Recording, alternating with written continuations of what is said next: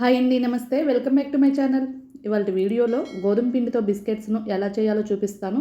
అస్సలు మైదా వాడకుండా, ఓవెన్ లేకుండా ఈ బిస్కెట్స్ను అచ్చం బేకరీలో ఏ టేస్ట్ అయితే వస్తాయో అదే టేస్ట్తో ఇలా ఇంట్లోనే ఈజీగా ప్రిపేర్ చేసుకోవచ్చు.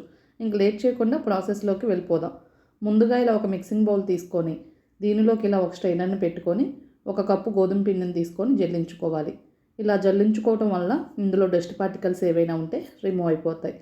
అలాగే 1/2 కప్పు శనగపిండిని తీసుకొని దీన్ని కూడా ఇలానే బాగా జల్లించుకొని తీసుకోవాలి. అలాగే 1 టేబుల్ స్పూను బొంబాయి రవ్వను తీసుకోవాలి. అంటే ఉప్మా రవ్వ, సూజీ రవ్వ అంటాం కదా, ఆ రవ్వను వేసుకోవాలి.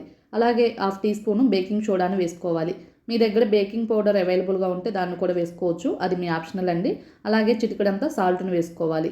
సాల్ట్ను మరీ ఎక్కువగా వేసుకోవద్దు, బిస్కెట్స్ ఉప్పగా ఉంటాయి. ఇలా చిటికెడంతా వేసుకొని పిండిని బాగా కలుపుకొని బౌల్ను పక్కకు పెట్టుకోవాలి.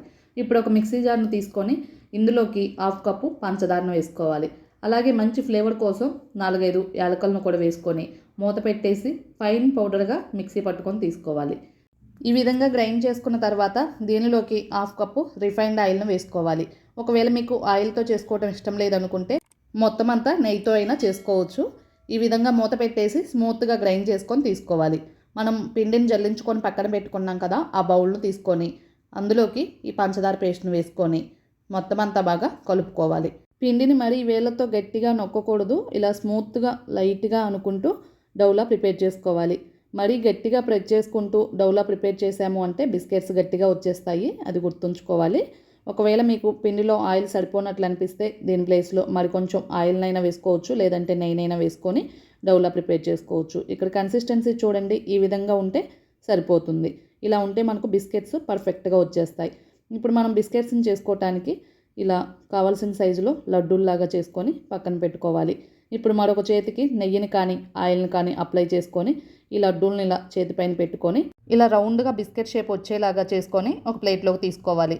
అలాగే మిగిలిన డౌన్ కూడా ఇలా చిన్న సైజు ఉండలుగా చేసుకొని మనకు నచ్చిన సైజులో బిస్కెట్ లాగా చేసుకొని అన్నిటినీ ఒక ప్లేట్లోకి తీసుకొని పక్కన పెట్టుకోవాలి.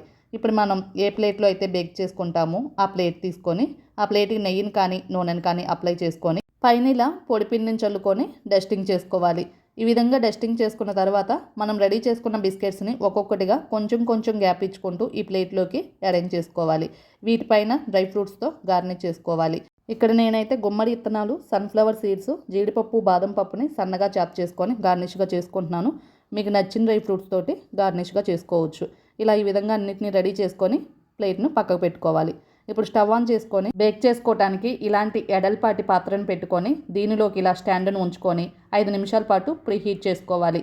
ఇలా ప్రీహీట్ చేసుకున్న తర్వాత మనం రెడీ చేసుకున్న బిస్కెట్స్ ప్లేట్ను ఈ పాత్రలోకి పెట్టుకొని దీనిపైన మూత ఉంచి 20 to 25 మినిట్స్ వరకు మీడియం ఫ్లేమ్లో బేక్ చేసుకోవాలి. హై ఫ్లేమ్లో పెట్టామంటే మాడిపోతాయి, త్వరగా కలర్ వచ్చేస్తాయి. అందుకని ఇలా లో టు మీడియం ఫ్లేమ్లో మాత్రమే వీటిని బేక్ చేసుకోవాలి.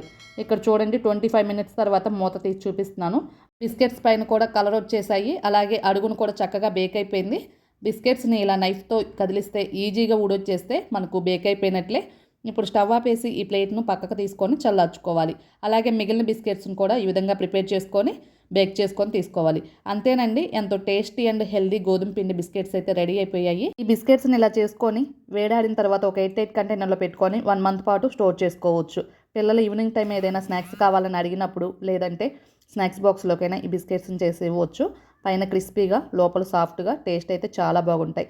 బేకరీలో ఏ టేస్ట్ అయితే ఉంటాయో అచ్చం అదే టేస్ట్తో ఇలా ఇంట్లోనే ఈజీగా, సింపుల్గా, చాలా త్వరగా చేసేయచ్చు. ఇంక లేట్ చేయకుండా ఈ టేస్టీ అండ్ హెల్దీ గోధుమ పిండి బిస్కెట్స్ను మీరు కూడా ఒకసారి ట్రై చేసి టేస్ట్ ఎలా వచ్చిందో కామెంట్ బాక్స్లో మీ ఫీడ్బ్యాక్ని తెలియచేయండి. మీకు ఈ వీడియో నచ్చితే లైక్ చేయండి. అలాగే మీ ఫ్రెండ్స్కి, రిలేటివ్స్కి షేర్ చేయండి. కొత్తగా మన ఛానల్ చూసే వాళ్ళు ఎవరైనా ఉంటే సబ్స్క్రైబ్ చేసుకోండి. Thank you for watching.